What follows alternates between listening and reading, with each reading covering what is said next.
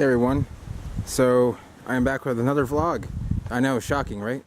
So I was pressing on this and I want to show you guys. This is Carpoxylon macrospermum, and this is a crown-shafted palm. So when people refer to self-cleaning palms, you'll see this is the oldest leaflet. It's a little bit brown here, and when these eventually die off, you can see at the base how it's just kind of brownish. They just fall right off.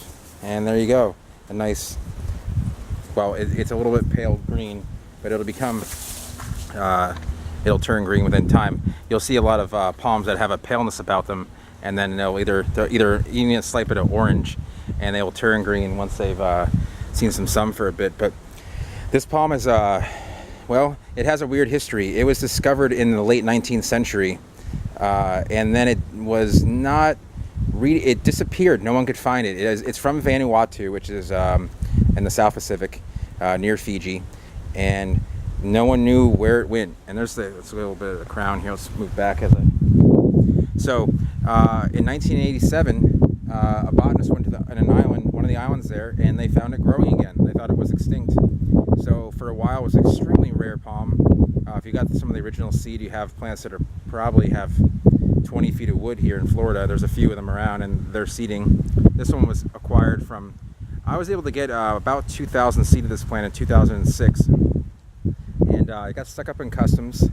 Eventually I had a friend who worked in customs, had to pay off the guy about $300, but I got such a good deal on the seed, I thought I actually didn't get the right seed, and I eventually got the seed in these two big kind of like canvas style bags.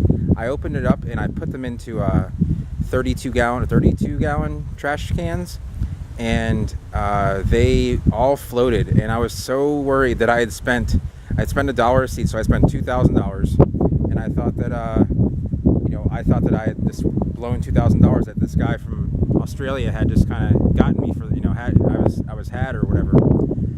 That wasn't the case. What happened was I got a little bit of ingenuity, and I got a little bit of advice from the guys in Australia some of the Australians are so knowledgeable about palms. They live near these islands, and they know how to go island hopping and find these really cool palms in the area. I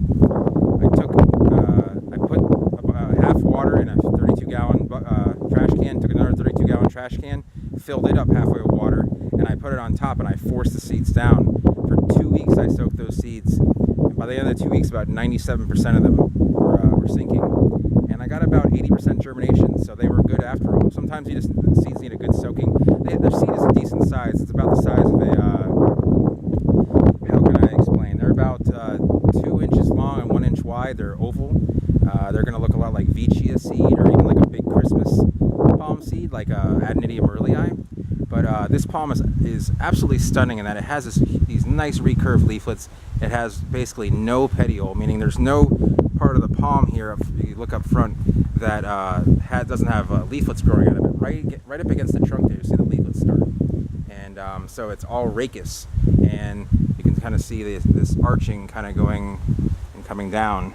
And that's what makes this palm, the crown shaft is so long. It's the longest crown shaft I've seen on a palm. It really is about 3 feet tall. Royals will have crown shafts about this big too, but for this size plant, this palm is only about 1.5 feet of wood. It's quite a large crown for the plant. That's what makes the plant so neat. It's almost like a cross between a royal and a bottle. That's what a lot of people would describe it as when I show it to them. So there's a couple of them on this property, and these were originally 7-gallon plants around 2011, and so they've grown up, and it was believed that this was going to be the next. Sorry about the weeds. This hasn't been weeded recently, and unfortunately, and if it were my job, I would have it done, but that's not my job. I don't work here. I just I don't. It's a long story, but they hired the groundskeeper to do all the weeding. So he does all the weeding. I do the acquisitions, I guess you could call it. So with that said, this plant could probably be a little bit bigger considering the age, but it's still very healthy, and it's really just. You can, when you're driving by, you can really see the beauty in this plant. It stands out. It just has that.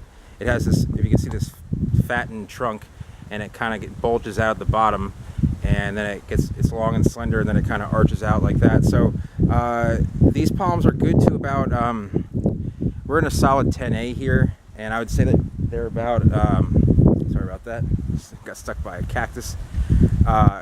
These are a solid 10A plant. I would plant them anywhere you could plant a coconut. You could probably go a little bit further with them. They probably can handle about 27 before they're really going to start going downhill. But they're really worth trying. You can get them at a lot of collectors' nurseries. And this is for anyone that wants to acquire plants like these. You feel free to contact me, and I can either, I can send you point you in the right direction. Sometimes I grow these plants myself. Sometimes I don't, and I can point you to a grower who does.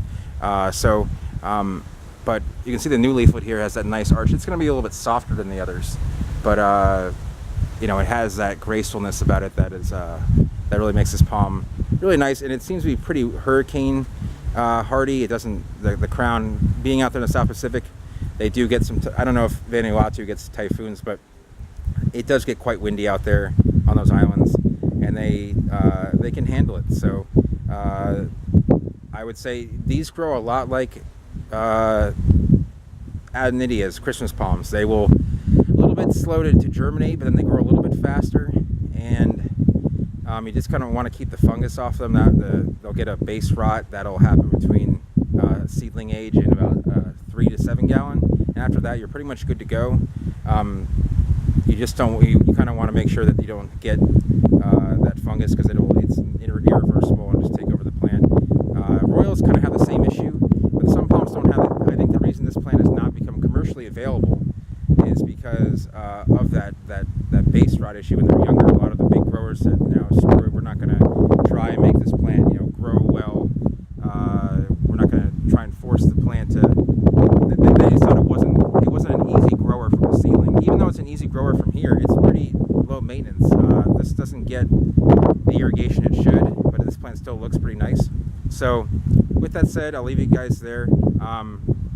It's again the species. The genus and species is Carpoxylon macrospermum, which means large seed, and the seed is relatively large. And I hope you guys enjoyed this vlog. And sorry, it's getting a little windy out here.